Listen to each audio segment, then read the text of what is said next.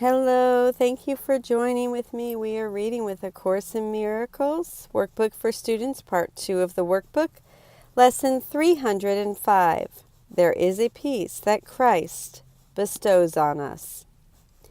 Who uses but Christ's vision finds a peace so deep and quiet, undisturbable and wholly changeless, that the world contains no counterpart. Comparisons are still before this peace, and all the world departs in silence as this peace envelops it and gently carries it to the truth. 118. Luke 2:29. Lord, now lettest thou thy servant depart in peace. These are the words of Simon, who can at last die in peace because he has seen the infant Christ in the temple in Jerusalem. In this coarse reference, all the world departs in silence, being carried from fear to truth, as it is enveloped by Christ's peace. No more to be the home of fear. And I'm going to repeat that sentence. And all the world departs in silence as this peace envelops it and gently carries it to the truth. No more to be the home of fear. For love has come and healed the world by giving it Christ's peace. Father, the peace of Christ is given us because it is your will that we be saved. Help us today but to accept your gift and judge it not, for it has come to us to save us from our judgment on ourselves. Now I will read Alan Watson's commentary on Lesson 305, There is a peace that Christ bestows on us. I find myself a little resistant to the lesson today. I judge it. It isn't inspiring enough, or it doesn't tell me anything new. It asserts this wonderful peace, a peace so deep and quiet, undisturbable and wholly changeless, that the world contains no counterpart. I'm not experiencing that this morning. I'm not fraught with anxiety or anything, but I only have a limited peace. It doesn't feel changeless. I think I could be disturbed, so I feel a bit frustrated. I know that aloneness, for instance, is there, gnawing away at the peace. It seems that it would not take much to upset the boat, and my peace would disappear.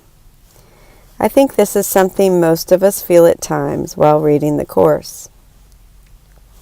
I recall one morning when I was doing a lesson, perhaps this very lesson, and all it took to destroy my seeming peace was to have someone walk through the room I was in twice. I experience that with my dogs when I try to do these recordings, or even my husband.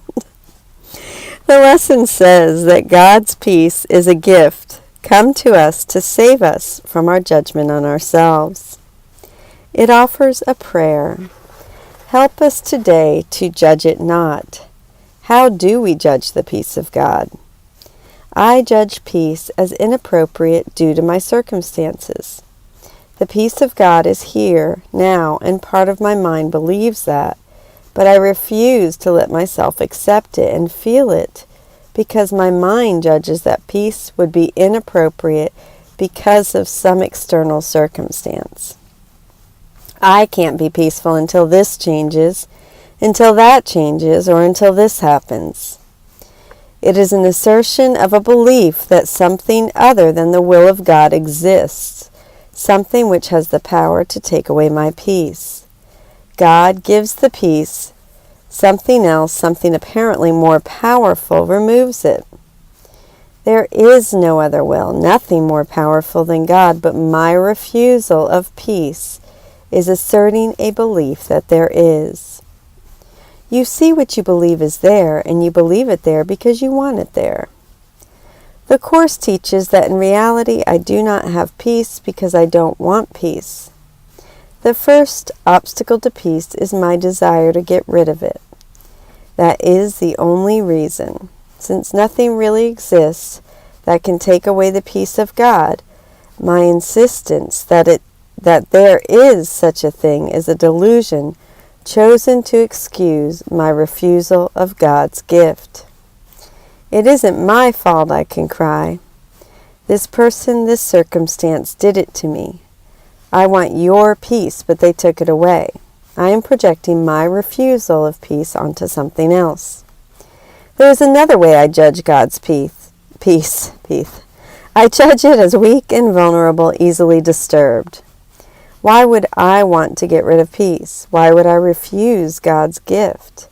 In chapter 19, section 4, the text asks me the same question.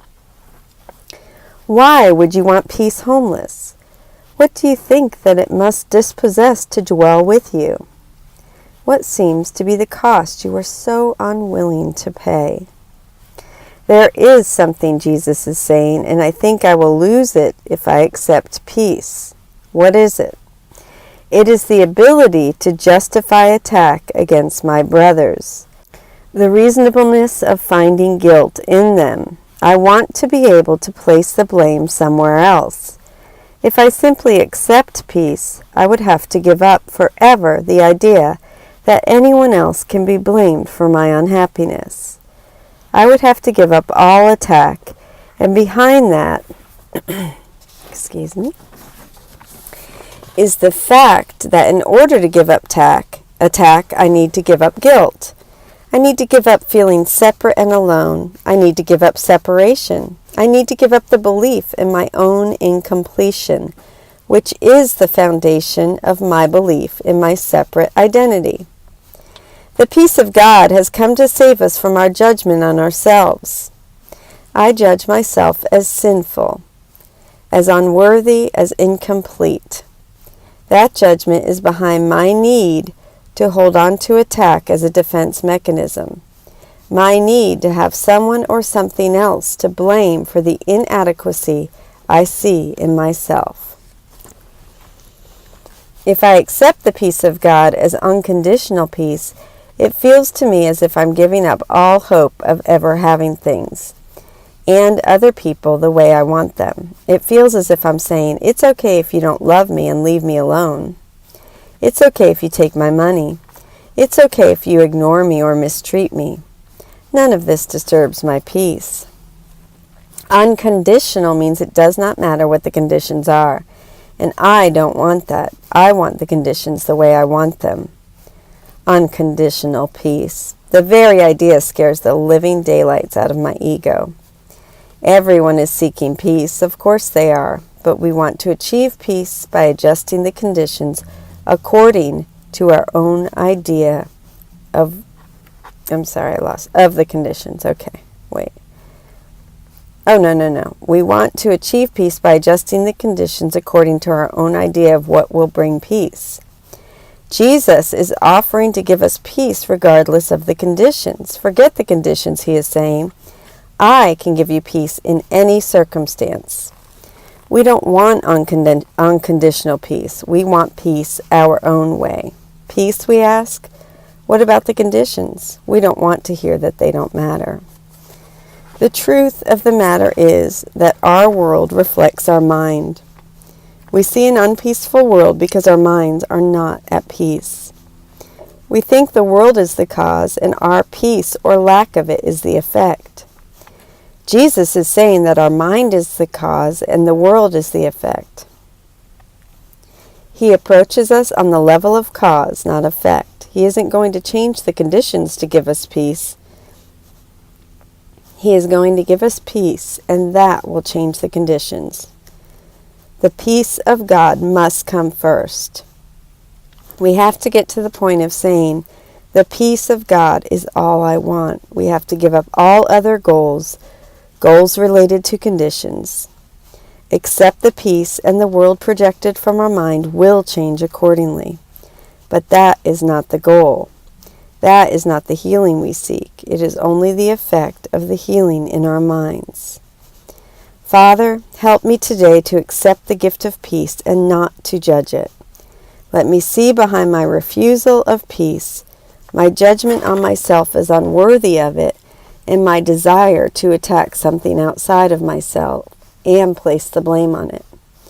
In the eternal sanity of the Holy Spirit in my mind, I do want peace. Enable me today to identify with that part of my mind. Let me see the insanity of holding on to grievances against anyone or anything. Speak to me of my wholeness. Let me understand that what I see that contradicts peace is not real and does not matter. It is only my self-judgment which is not real projected on the world which is not real. Heal my mind, my Father. Peace to my mind, let all my thoughts be still. I am home, I am loved, I am safe. Now, if you are in a place where you can close your eyes and join me in prayer, and then we will go into meditation. Lesson 305, there is a peace that Christ bestows on us.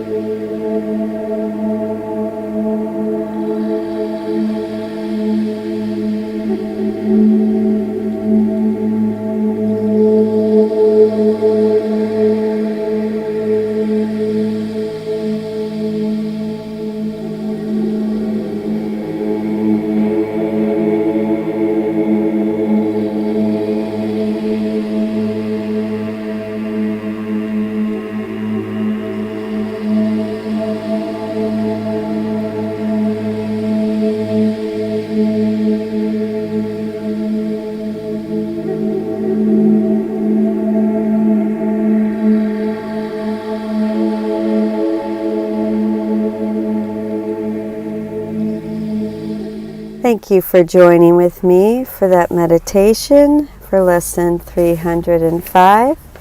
And now we will read Alan Watson's commentary on what is the second coming. We are in paragraph 3, sentence 1. The second coming ends the lessons that the Holy Spirit teaches, making way for the last judgment, in which learning ends in one last summary that will extend beyond itself and reaches up to God. The sequence the course sees as ending the world then starts with our individual minds going through the process of perception, correction, or forgiveness until forgiveness has embraced the entire world. Each of us comes more and more to see the real world until all minds have been restored to sanity, which is the second coming.